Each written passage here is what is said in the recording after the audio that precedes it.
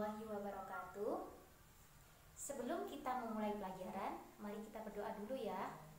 Berdoa mulai.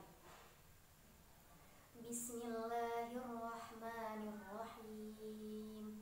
Rabbi syrah li sadri wa yassir li amri wahlul 'uqdatam min lisani yafqahu qawli. Rabbi zidni ilma warzuqni fahma. Amin ya rabbal alamin. Berdoa selesai. Gimana kabarnya semua? Alhamdulillah ya, baik-baik ya. Di pertemuan yang pertama ini saya absen dulu ya sama perkenalan. Muhammad Nasrullah, Miftahul Jamilati, Fika Fabila, Muhammad Goni. Alhamdulillah hadir semua ya. Di pertemuan yang pertama ini, perkenalan dulu ya Ustazah. Nama saya Dewi Mukarramah, bisa dipanggil Bu Dewi boleh. Saya akan menemani kalian kelas 7 di semester 1 ini untuk belajar materi fikih. Dan untuk pertemuan pertama ini, mari kita belajar tentang bab pertama, yaitu bab toharoh. Anak-anak, apa yang kalian ketahui tentang toharoh? Apa? Nah, toharoh itu berasal dari bahasa Arab, artinya bersuci. Secara istilah, toharoh itu suatu kegiatan yang menghilangkan hadas atau najis agar ibadah kita diterima oleh Allah. Karena kan syarat utama ibadah itu bersuci dari hadas ataupun najis. Nah, kemudian apa sih manfaat kita setelah kita belajar materi toharo ini? Setelah kita belajar toharo ini diharapkan kita bisa paham, karena syarat utama untuk melakukan ibadah yaitu toharo, bersuci atau suci dari hadas ataupun najis. Kemudian yang kedua, diharapkan kita semua itu faham, bisa membedakan mana yang hadis, mana yang najis. Kemudian faham bagaimana cara bersucinya. Karena bersuci itu sebagai syarat utama itu tadi, syarat utama untuk melakukan ibadah. Apabila tata cara kita bersuci itu belum benar ataupun masih salah, maka bisa dibilang ibadah kita itu akan sia-sia karena tidak diterima oleh Allah. Akan dibuka surat Al-Baqarah ayat 222.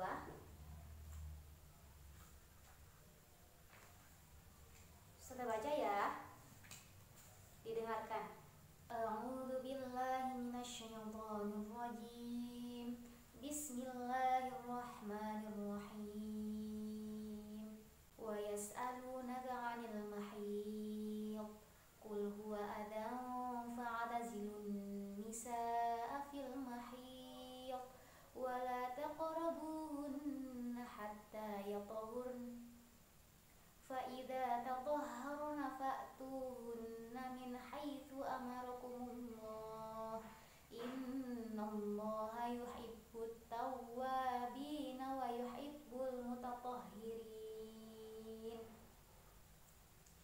Ini artinya yang terakhir ya, innallaha yuhibbut tawwabina wa yuhibbul mutatahhirin. Yang artinya itu, sungguh Allah menyukai orang-orang yang taubat dan menyukai orang-orang yang mensucikan diri. Dan setelah itu kita akan membahas tentang hadas dan najis. Apa sih bedanya hadas dan najis itu?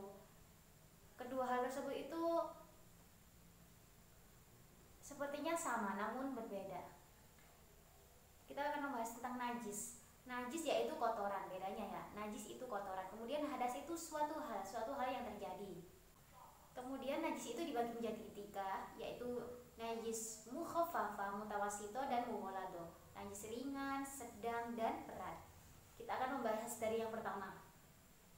Najis mukhaffafah. Najis mukhaffafah adalah najis yang ringan. Contohnya apa, Bu? Najis yang ringan itu contohnya yaitu bayi laki-laki sebelum umur 2 tahun. Kenapa kok kencingnya itu digolongkan sebagai najis yang ringan? Karena anak laki-laki itu kan waktu kecil sebelum umur 2 tahun kan masih minum susu dan belum makan aneh-aneh. Kemudian bagaimana cara mensucikannya? Cara mensucikannya yaitu cuma dipercikan air aja sudah. Kemudian kita akan membahas yang kedua, najis mutawasito, najis yang sedang. Contohnya apa? Najis yang sedang itu yaitu nanah, darah, kotoran manusia, kotoran hewan, kemudian muntah, kemudian khomer. Kemudian gimana? Oh iya, kemudian itu najis mukhaffafah itu dibagi menjadi dua, yaitu najis ainiyah, najis yang terlihat, dan yang kedua itu najis hukmiyah, najis yang tidak terlihat namun diyakini adanya. Loh, gimana sih Bu maksudnya? Misalnya gini, najis ainiyah yaitu misalkan najis yang terlihat itu apa? Misalkan darah, kan terlihat merah. Nah, itu berarti cara mensucikannya yaitu dialiri air sampai hilang sifat-sifat darah tersebut, misalkan baunya, warnanya. Kemudian kalau najis hukmiyah, najis yang tidak terlihat namun dipercaya adanya, misalkan kencing manusia atau kencing hewan yang udah kering kan nggak terlihat kan itu. Nah, kemudian gimana cara mensucikannya? Sama aja dialirkan air sama juga, namun kan jadi kita tidak tahu kan kok nggak ada, kan karena nggak ada warnanya, nggak ada rupanya. Jadi dialirkan air, misalkan itu belum bersih seluruhnya, namun itu dimaafkan oleh Allah. Kemudian najis yang ketiga yaitu najis mughaladz, najis yang berat, yaitu najis yang berasal dari babi, dari anjing. Kemudian cara mensucikannya gimana Bu? Cara mensucikannya yaitu dengan dibasuh 7 kali. Kemudian yang salah satu basuhannya itu disertai dengan debu. Kemudian kita membahas tentang hadas. Hadas yaitu suatu hal yang terjadi. Misalkan kita habis BAB atau habis kencing, itu dinamakan hadas. Kalau najis tadi kotoran ya, ingat-ingat. Kemudian hadas ini dibagi menjadi dua, yaitu hadas besar dan hadas kecil. Hadas kecil yaitu hadas yang cara mensucikannya dengan berwudu. Misalkan tidak ada air, ya udah diganti dengan tayamum. Kemudian kalau hadas besar ini cara mensucikannya yaitu dengan mandi besar, mandi wajib. Kalian tahu nggak apa yang termasuk golongan hadas besar, mana yang golongan hadas kecil? Yang termasuk golongan hadas kecil yaitu misalkan ya BAB, kencing, kentut, segala hal yang keluar dari kemaluan itu. Kemudian kalau hadas besar itu misalkan berhubungan antara suami dan istri, terus kemudian haid, kemudian nifas, itu termasuk hadas besar. Sudah ya? Gimana, paham semua anak-anak? Setelah ini kan jumlah siswa ini 30 ya. Setelah ini dibagi menjadi 3 kelompok.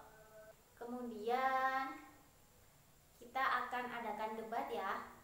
Nanti habis ini kalian diskusi untuk membahas lebih lengkap untuk permasalahan-permasalahan. Nanti Ustazah akan kasih masalah-masalah tentang toharo. Kemudian nanti kalian bisa menjawabnya berkelompok. Kemudian untuk kegiatan selanjutnya setelah berdiskusi itu, nanti setiap siswa akan praktek bersuci ya, praktek berwudu, bertayamum beserta doanya dan gerakannya. Oke anak-anak,